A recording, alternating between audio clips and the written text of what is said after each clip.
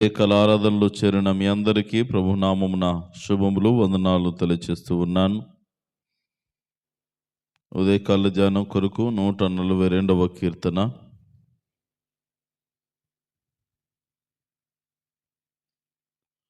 మొదటి 2 చరణాలు చదువుకుందాం. 142వ కీర్తన మొదటి 2 చరణాలు చదువుకుందాం. నేను ఎలుగెత్తి యెహోవాకు మొరలెడుచున్నాను, ఎలుగెత్తి యెహోవాను బతిమాలుకొనుచున్నాను. బహువినయముగా ఆయన సన్నిధిని నేను మొరపెట్టుచున్నాను. నాకు కలిగిన బాధ ఆయన సన్నిధిని తెలియజెప్పుకొనుచున్నాను. భక్తుడైన దావీదు చేసిన ప్రార్థన విధానము ఈ 142వ కీర్తనలో మనం చూస్తాము. శత్రు మూకలకు భయపడి ప్రాణ భయము చేత ఎక్కడికి వెళ్ళాలో తెలియనటువంటి పరిస్థితుల మధ్యలో అరణ్యముకు పారిపోయి అప్పటికింకా బలహీనుడిగా ఉన్నాడు. దేవుని అభిషేకం తన మీదైతే ఉన్నది, కానీ ఒకవైపు కుమారుడు చంపాలని తిరుగుతూ ఉంటా, మరొక వైపు సౌలు రాజు యొక్క మనుషులు తరుముతూ ఉన్నారు. అలాంటి పరిస్థితుల మధ్యలో అరణ్యమునకు పారిపోయి ఒక గుహలో జొరబడి కొద్ది కాలం అక్కడ బస చేశాడు. ఆ గుహలో ఉండి చేసినటువంటి ప్రార్థన ఇది. నేను ఎలుగెత్తి యెహోవాకు మొరలెడుచున్నాను, ఎలుగెత్తి యెహోవాను బతిమాలుకొనుచున్నాను అని ఇక్కడ రాస్తూ ఉన్నాడు. తన హృదయపు వేదన ఆక్రందనంతా దేవుని సన్నిధిలో కృమ్మరిస్తూ ఉన్నాడు. ఎలుగెత్తి యెహోవాకు మొరపెట్టడం అంటే గట్టిగా ప్రార్థన చేసే అనుభవం అన్నమాట. మనస్ఫూర్తిగా తన కంఠస్వరాన్ని విప్పి దేవునికి ప్రార్థన చేసే అనుభవాన్ని దావీదు కలిగి ఉన్నాడు. చాలామంది ప్రార్థన చేస్తారు, కానీ నోట్ల నుండి మాట బయటకు రాదు కదా. లోపలనే ఏమన్నంటే ప్రార్థన రాదండి, నాకు ప్రార్థన రాదండి. వచ్చిన వాటికే, వచ్చిన 4 ముక్కలే గట్టిగా చేయాలి. ప్రేమన దేవుని బిడ్డలారా, ఎలుగెత్తి యెహోవాకు మొరపెడుచున్నాను, ఎలుగెత్తి యెహోవాను బతిమాలుకొనుచున్నాను అంటున్నాడు ఇక్కడ. ఆయన తన కంఠస్వరాన్ని విప్పి బయటకి బిగ్గరగా దేవునికి మొరపెట్టేటటువంటి అనుభవాన్ని దావీదు కలిగి ఉన్నాడు. కాస్త విశ్వాసంలో బలపడిన వారు, ప్రార్థనలో ఎదుగుచున్నటువంటి వారు ఈ స్థితిని కలిగి ఉంటే చాలా ఆశీర్వాదకరమని చెప్తాను నేను. మనము గట్టిగా ప్రార్థన చేస్తున్నప్పుడు ఎదుటివారు మనల్ని అనుసరించి నడుచుకునే అవకాశం ఉంటుంది. కాస్త నిన్ను పోలి నేను కూడా ఇలా ప్రార్థన చెయ్యాలి అనేటువంటి అనుభవంలోనికి వారు కూడా వచ్చే అవకాశం ఉంటుంది కదా. వచ్చిన వాళ్ళేమో ముసిముసి నవ్వుకుంటూను లోపల గుసగుసలాడుతూ ప్రార్థన చేస్తుంటేను, మరి వెనుక వచ్చేటటువంటి వారికి ఏ విధమైనటువంటి ఆస్కారం ఉంటుంది ప్రార్థనలు ఎదగడానికి? ఇదిగో దావీదు వలె ఎలుగెత్తి ప్రార్థన చేసేటటువంటి అనుభవము నేటి విశ్వాసులకు ఉండుట చాలా ఆశీర్వాదకరమని తెలియచేస్తూ ఉన్నాను. అదేవిధంగా అంటూ ఉన్నటువంటి మాట ఏంటంటే, బహు వినయముగా ఆయన సన్నిధి నేను మొరపెట్టుచున్నాను, నాకు కలిగిన బాధ ఆయన సన్నిధిని తెలియజెప్పుకొనుచున్నాను. వినయముగా ప్రార్థన చేస్తున్నాను, వినయముతో మొరపెడుతున్నాను. నేను మనము చేసే ప్రార్థన ఏదైనా సరే తగ్గింపుతో ఉండాలి. పరిసయ్యుని ప్రార్థన వలె ఉండకూడదు, సుంకరి ప్రార్థన వలె ఉండాలి. వినయముగా ఉండాలి, బ్రతిమాలుకోవాలి, మన బాధలు ఆయన సన్నిధిలో తెలియజెప్పుకోవాలి. 4వ చరణంలో అంటాడు, నా కుడి ప్రక్కన నిదానించి చూడుము, నన్ను ఎరిగిన వాడు ఒకడును నాకు లేకపోయెను, ఆశ్రయం ఏది నాకు దొరకలేదు, నా ఎడల జాలిపడివాడు ఒకడునూ లేడు. యెహోవా, నీ కొరకే నేను మొరపెట్టుచున్నాను, నా ఆశ్రయ దుర్గము నీవే, సజీవులున్న భూమి మీద నా స్వాస్థ్యము నీవే అని నేను అనుకుంటుని. ప్రేమణ దోమ బిడ్డలారా, జ్ఞాపకం చేసుకుందాం. నా ఎడల జాలి పడే వాళ్ళు ఇక్కడ ఎవరు లేరయ్యా. నన్ను ఎరిగిన వారు ఎవరు లేరు, నా కుడి ప్రక్క లేరు, ఎడమ పక్క లేరు, ఎవరు లేరు నా చుట్టూ.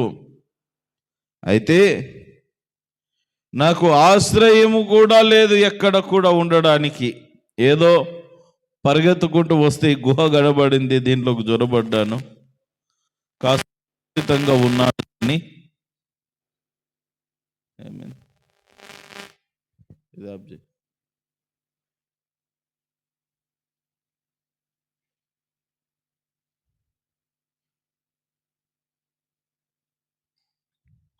జాగ్రత్తగా వినండి. నాకు ఆశ్రయం ఏమీ లేదు, నల్ల జాలి పడేటటువంటి వారు ఎవరు లేరు.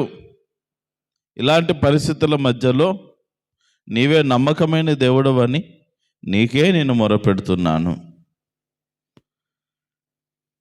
ఇక ఈ సజీవులు ఉన్నటువంటి ఈ భూమి మీద నా స్వాస్థ్యము, నా సంపద అన్నీ నీవే, ఇక నీకంటే ఇంకెవ్వరు లేరయ్యా అని పూర్తిగా దేవుని మీద ఆధారపడి అంటున్నటువంటి మాట ఏంటంటే, నా ఆశ్రయ దుర్గము నీవే, నా ఆశ్రయ దుర్గము నీవే, ఇక నిన్ను మించిన దేవుడు లేడయ్యా, నువ్వు చాలు నా జీవితానికని దావీదు చేసినటువంటి ప్రార్థన మనం చూస్తూ ఉన్నాం. ప్రేమణ దోంబిడ్లారా, జ్ఞాపకం చేసుకుందాం. కష్టకాలంలో మనకు వచ్చే ప్రార్థనలు రకరకాలుగా ఉంటాయి. అన్న లోపల కుమిలిపోతూ ఏడుస్తూ ఉన్నది, అదొక రకమైనటువంటి ప్రార్థన. అయితే ఇదిగో దావీదుకు వచ్చినటువంటి కష్టంలో ఈ దావీదు చేసే ప్రార్థన ఎలా ఉన్నదంటే, ఎలుగెత్తి తన కంఠస్వరాన్ని విప్పి బిగ్గరగా ప్రార్థన చేసే అనుభవాన్ని కలిగి ఉన్నాడు. ఇతరులకు స్ఫూర్తిదాయకమైనటువంటి ప్రార్థన జీవితాన్ని భక్తుడైన దావీదు కలిగి ఉన్నాడు.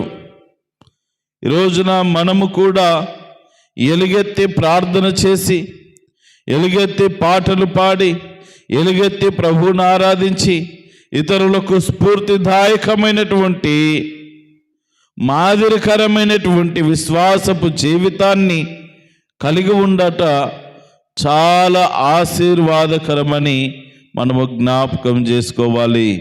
దేవునికి మహిమ కలుగునుగాక. కాబట్టి ప్రభునందు ప్రేమన దోంబిడ్లారా, ఇక్కడ దావీదు పక్కన ఎవ్వరు లేరు, తన అనుకున్న వారు ఎవ్వరు లేరు, ఒక్కడే ఉన్నాడు. కానీ ఆ ఒక్కనికి సైన్యములకు అధిపతియగు యెహోవా తనకు తోడుగా ఉన్నాడు.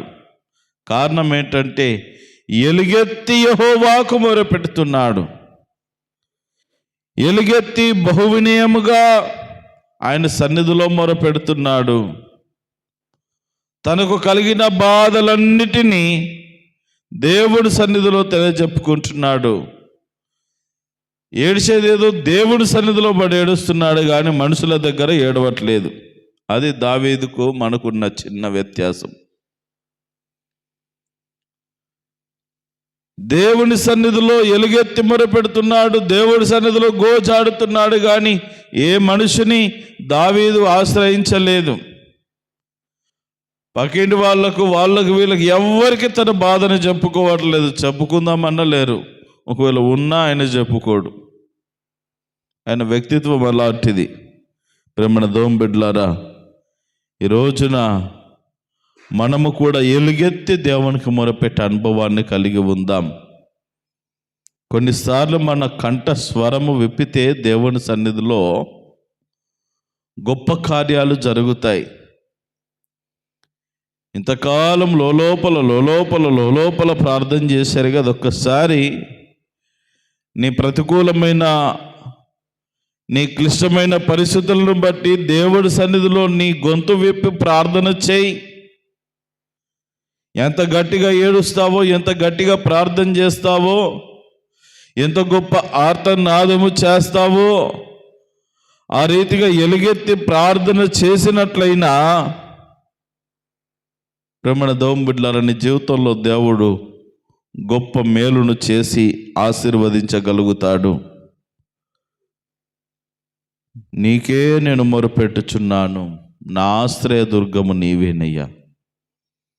దయచేసి నా ప్రార్థన ఆలకించి, ఇదిగో ఎక్కడ దిక్కులేని వాడిగా ఈ గుహలోనికి వచ్చాను,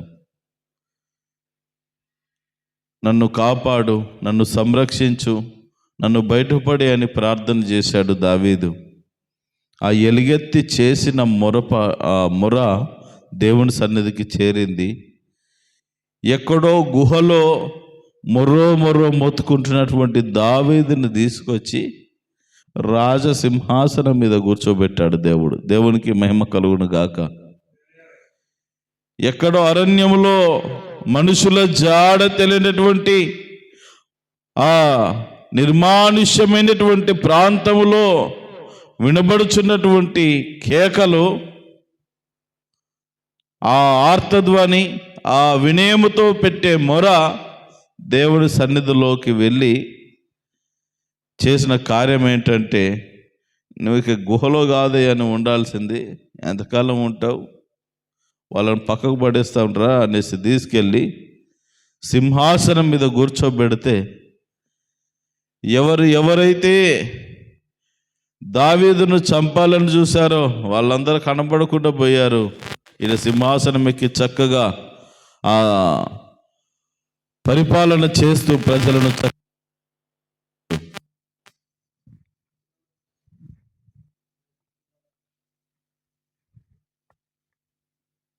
కాబట్టి ప్రభునందు ప్రేమణ దోంబిడ్లారా, జ్ఞాపకం చేసుకుందాం. ఈ రీతిగా మనము కూడా ఎలుగెత్తి మొరపెట్టే అనుభవాన్ని కలిగి ఉందాం.